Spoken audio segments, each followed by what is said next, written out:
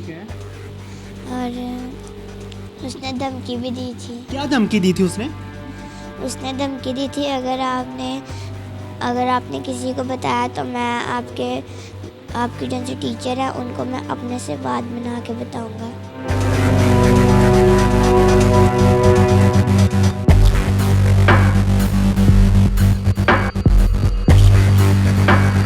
ਸਾਨੂੰ ਕਹਿੰਦੇ ਨੇ ਬਾਹਰ ਨਿਕਲ ਜਾਓ, ਬਦਤਮੀਜ਼ੀ ਕਰਦੇ ਨੇ, ਤੁਸੀਂ ਫੀਸਾਂ ਨਹੀਂ ਤਾਰੀਆਂ, ਤੁਸੀਂ ਉਹ ਨਹੀਂ ਕੀਤਾ। ਅਸੀਂ ਸਾਡੇ ਕੋਲ ਵਕੀਲ ਬੜੇ ਨੇ, ਸਾਡੇ ਕੋਲ ਜੱਜ ਬੜੇ ਨੇ, ਤੁਹਾਨੂੰ ਅਸੀਂ ਅੰਦਰ ਕਰਾ ਦਿਆਂਗੇ, ਤੁਹਾਨੂੰ ਅਸੀਂ ਇਹ ਕਰਾ ਦਿਆਂਗੇ। ਅਸੀਂ ਮਾੜੇ ਹਾਂ, ਸਾਡੀ ਸੁਣਨੀ ਚਾਹੀਦੀ।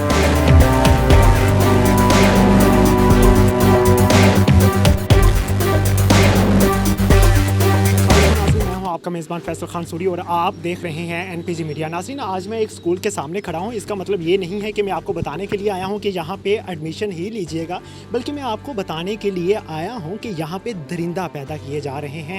यहां पे बच्चों को तालीम नहीं दी जा रही, बल्कि ये बताया जा रहा है कि दरिंदगी किस तरह से फैलानी है। यहाँ पे एक मासूम बच्ची को लड़का वाशरूम में ले जाकर ज़्यादती का निशाना बनाया और स्कूल इंतज़ामिया बिल्कुल ही इस वाक़े से बेखबर रही। स्कूल इंतज़ामिया भी यहाँ पे मौजूद थी और जब टीचर्स को मालूम हुआ इस वाक़े के बारे में तो टीचर्स ने बच्ची को धमकियाँ दी कि अगर तुमने घर जाके अपने वालिदैन के साथ या किसी के साथ शेयर किया तो तुम्हें इस चीज़ की सज़ा दी जाएगी। यहाँ पे जो प्रिंसिपल साहब हैं उन्होंने पुलिस को पैसा लगाने की भी कोशिश की कि किसी तरह से स्कूल की रेपुटेशन बिल्कुल ख़राब ना हो। और अगर स्कूल का नाम देखा जाए तो स्कूल का नाम भी बहुत खूबसूरत रखा गया है, Sanjan Nagar public education trust. Lahore board से इल्हाक शुदा है, हायर सेकेंडरी स्कूल है और यहाँ पे बच्चों को ना सिर्फ दरिंदगी का निशाना बनाया जाता है बल्कि बच्चों की तालीम पर तवज्जो नहीं दी जाती। आइए ज़रा बच्ची की वालदा, उसके वालिद और उसकी दादों से बात करने की कोशिश करता हूँ, जानने की कोशिश करता हूँ कि वाक़या क्या पेश आया था। आइए मेरे साथ जी। तो इस टाइम मेरे साथ बच्ची की दादी मौजूद हैं, उनसे जानने की कोशिश करता हूँ कि वाक़या क्या पेश आया था और बच्ची ने घर आकर क्या क्या बताया था। माँ जी, मुझे ये बताइएगा कि ये किस दिन का वाक़या है और आपको बच्ची ने आके क्या बताया था? ਮੈਂ ਤਾਂ ਪੁੱਤਰ ਘਰ ਨਹੀਂ ਸਾਗੀ ਤੇ ਨਾ ਮੈਨੂੰ ਨੇ ਬਤਾਇਆ ਤੇ ਇਹ ਲਗਾਇਆ ਨੇ ਹਸਪਤਾਲ ਤੇ ਇਹਨਾਂ ਨੂੰ ਡਾਕਟਰ ਨੇ ਬਤਾਇਆ ਵੀ ਤੁਸੀਂ ਆਂਦੇ ਸੀੜੀਆਂ ਤੋਂ ਨਹੀਂ ਡਿੱਗੀ ਤੇ ਇੱਕ ਮਸਲਾ ਹੋਰ ਹੋਇਆ। ਫਿਰ ਅਸੀਂ ਭੱਜੇ ਸਕੂਲ ਗਏ, ਸਾਡੀ ਉਹਨਾਂ ਗੱਲ ਨਹੀਂ ਸੁਣੀ ਤੇ ਬੱਚੀ ਨੂੰ ਲੈ ਗਏ ਨੇ ਅੰਦਰ, ਉਹਨੂੰ ਸਿਖਾਇਆ ਪੜਾਇਆ ਨੇ, ਇਹਦੇ ਮਾਪਿਓ ਨੂੰ ਬਾਹਰ ਬਾਤਾ। ਫਿਰ ਵੀ ਨਹੀਂ ਅਸੀਂ ਗਏ, ਦੋਨੇ ਮੀਆਂ ਬੀਬੀ ਗਏ ਨੇ। ਫਿਰ ਇਹ ਗਏ ਨੇ ਤੇ ਅਸੀਂ ਫਿਰ ਰੋਏ ਪਿੱਟੇ ਆ। ਦੁਨੀਆ ਇੱਥੋਂ ਗਈ ਹੈ, ਬੜੀ ਸਕੂਲ 'ਚ ਗਈ ਹੈ। ਸਾਨੂੰ ਕਹਿੰਦੇ ਨੇ ਬਾਹਰ ਨਿਕਲ ਜਾਓ, ਬਦਤਮੀਜ਼ੀ ਕਰਦੇ ਨੇ, ਤੁਸੀਂ ਫੀਸਾਂ ਨਹੀਂ ਤਾਰੀਆਂ, ਤੁਸੀਂ ਉਹ ਨਹੀਂ ਕੀਤਾ। ਅਸੀਂ ਸਾਡੇ ਕੋਲ ਵਕੀਲ ਬੜੇ ਨੇ, ਸਾਡੇ ਕੋਲ ਜੱਜ ਬੜੇ ਨੇ, ਤੁਹਾਨੂੰ ਅਸੀਂ ਅੰਦਰ ਕਰਾ ਦਿਆਂਗੇ, ਤੁਹਾਨੂੰ ਅਸੀਂ ਇਹ ਕਰਾ ਦਿਆਂਗੇ। ਅਸੀਂ ਮਾੜੇ ਹਾਂ, ਸਾਡੀ ਸੁਣਨੀ ਚਾਹੀਦੀ। ਅਸੀਂ ਗਰੀਬ ਆ, ਅਸੀਂ ਪੈਸਾ ਲਿਆ, ਉਹਨਾਂ ਥਾਣੇਦਾਰ ਨੂੰ ਪੈਸਾ ਦੇ ਦਿੱਤਾ, ਸਾਡੀ ਥਾਣੇਦਾਰ ਨੇ ਗੱਲ ਨਹੀਂ ਸੁਣੀ, ਐਸ ਬਿਨ ਨਸਤਰ ਵਾਲੇ ਨੇ। जी, यहाँ पे स्कूल इसीलिए खोले जाते हैं कि अपना बिजनेस बढ़ाया जाए। काश कि हम स्कूल इसलिए खोलते कि हम बच्चों को तालीम दे सकते। यहाँ पे मेरे साथ बच्ची की वालिदा भी मौजूद हैं, उनसे जानने की कोशिश करता हूँ कि बच्ची ने क्या क्या बताया था घर आकर और आपको कैसे मालूम हुआ था। बहन, मुझे बताइएगा कि बच्ची ने घर आके क्या बताया था और आपको कैसे मालूम हुआ था? बच्ची ने एक दिन बाद बताया था कि मैं सीढ़ियों से गिरी हूँ। तो फिर ऐसे अल्फाज उसने क्यों बताए कि मैं सीढ़ियों से गिरी हूँ? उसने वाजिया क्यों नहीं बताया था? डरी हुई थी बहुत ज़्यादा बच्ची। अच्छा, वहाँ टीचर्स ने कुछ नहीं कहा था? बच्ची से कोई सवाल नहीं किया, कुछ नहीं पूछा कि आपकी तबीयत क्यों ख़राब है? नहीं, टीचर, उसकी क्लास टीचर है ही नहीं थी, प्रिंसिपल थी। मैंने उससे बात किया तो मैं आ गई हूँ बस घर। जब आप हॉस्पिटल लेकर गई हैं तो डॉक्टर्स ने क्या बोला? डॉक्टर ने कहा कि बच्ची के साथ ऐसे ऐसे ज़्यादती हुई है और आप अगले दिन उधर जाना, स्कूल में जाना। तो जब हम लोग गए हैं तो मैम उस फरजाना ने हमारी कोई बात नहीं सुनी। तो उसके बाद फिर बच्ची को साइड पे ले गए, उसको डराया धमकाया और हमें हौसला तसल्ली दे के घर भेज दिया बस। अच्छा, ये आपको कैसे मालूम हुआ कि बच्ची को डराया गया है? बच्ची ने घर आके बताया। मैंने इससे पूछा, मैंने कहा बेटा आपने लड़के को पहचान लिया है?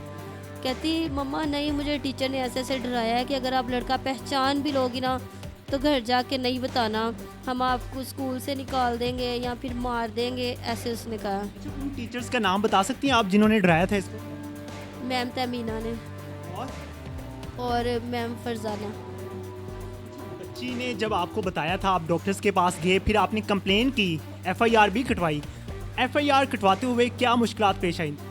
बहुत ज़्यादा, कोई बात ही नहीं सुन रहा था। फिर किस तरह से सुनवाई की आपने? फिर हम उधर गए हैं मॉडल टाउन कोर्ट में, फिर उधर से वो जज ने ऑर्डर किए हैं तो फिर बात मानी गई है, तो फिर बच्ची का मेडिकल हुआ है।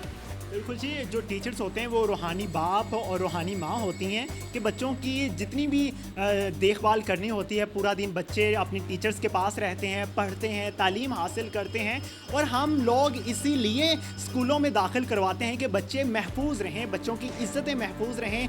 जिस तरह से मदरसों में होता आ रहा है उसी तरह अब स्कूल्स में भी ऐसा होने लग चुका है। मैं आपको वो स्कूल भी दिखा चुका हूँ जिस स्कूल में ये वाक़या पेश आया था। उस स्कूल में पहले भी 3 वाक़यात ऐसे हो चुके हैं और प्रिंसिपल ने कोई एक्शन नहीं लिया और ना ही पेरेंट्स ने एक्शन लिया था, इसी वजह से कि हमारे बच्चों की जो ज़िंदगी है, हमारे बच्चों का जो फ्यूचर है वो बर्बाद ना हो, ख़राब ना हो। लेकिन यहाँ पे यही एक गलत कदम था जो वालिदैन की तरफ से उठाया गया था। अगर आज एक बच्चे की तरफ से एक्शन लिया गया है तो उम्मीद है कि कल ये स्कूल बंद हो जाएगा और दोबारा किसी बच्चे के साथ इस तरह की ज्यादती नहीं होगी। हम उम्मीद करते हैं कि कानून की तरफ से सख्त तरीन एक्शन लिया जाएगा और एक मिसाल पैदा की जाएगी कि हाँ, पाकिस्तान का कानून जिंदा है। जी, तो मेरे साथ वो बच्ची सुजैन मौजूद है जिसके साथ ज्यादती की गई और स्कूल में कोई भी ऐसा शख्स नहीं है जो इस चीज़ को कबूल करे कि हाँ, बच्ची के साथ ज्यादती हुई है और हम स्कूल बंद कर देते हैं। ये स्कूल की इंतज़ामिया की गलती है। आइए बच्ची से बात करते हैं और जानते हैं कि वाक़या क्या पेश आया था। सुजैन, मुझे बताइएगा आप कौन सी क्लास में पढ़ती हैं? 3 में। अच्छा, टीचर होती हैं क्लास में, आप टीचर से पूछ के वॉशरूम में गई थी? नहीं, टीचर गई हुई थी। अच्छा, आप वॉशरूम में गई हैं तो फिर आगे क्या किया है आपने? कुंडी नहीं लगाई थी दरवाजे की? कुंडी है ही नहीं थी। सबसे बड़ी नाअहली तो यही है, यहाँ पे ही सवाल उठता है स्कूल की इंतज़ामिया पे कि कुंडी ही नहीं थी दरवाजे की। आगे सुनिए ज़रा। अच्छा, मुझे बताओ कि कुंडी नहीं थी, आपने जो करना था कर लिया और फिर बाद में आप जब फ्री हुई फिर आया लड़का? जी, लड़के की ड्रेसिंग कैसी थी? यूनिफॉर्म में था। यूनिफॉर्म में। यूनिफॉर्म में ड्रेसिंग में आपने लड़के को देखा, आपने चीख नहीं मारी, आपने बोला कुछ नहीं? बोला था, उसने मुंह के आगे हाथ रख लिया था। आपके मुंह के आगे हाथ रख लिया था, फिर उसने क्या किया?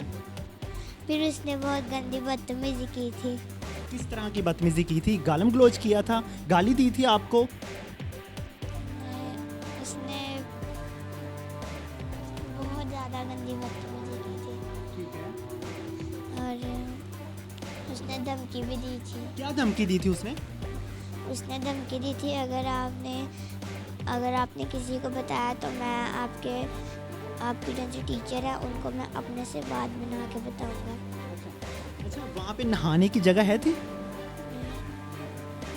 बिल्कुल जी, बच्ची वो अल्फाज वाज़िया नहीं बता पा रही, लेकिन आप लोग समझ गए होंगे कि बच्ची क्या बताना चाह रही है। मेरे साथ बच्ची के वालिद शहजाद मौजूद हैं, उनसे जानने की कोशिश करूंगा कि जो पेरेंट्स होते हैं, माँ को शायद बेटी से कम प्यार हो लेकिन बाप को बेटी से बहुत ज़्यादा प्यार होता है। जब उन्होंने ये वाक़या सुना तो उन पर क्या गुजरी, ये जानने की कोशिश करता हूँ। सर, मुझे बताइएगा कि ये वाक़या आपको कैसे पता चला और आपने जब FIR कटवाई तो किन किन मुश्किलात का आपको सामना हुआ?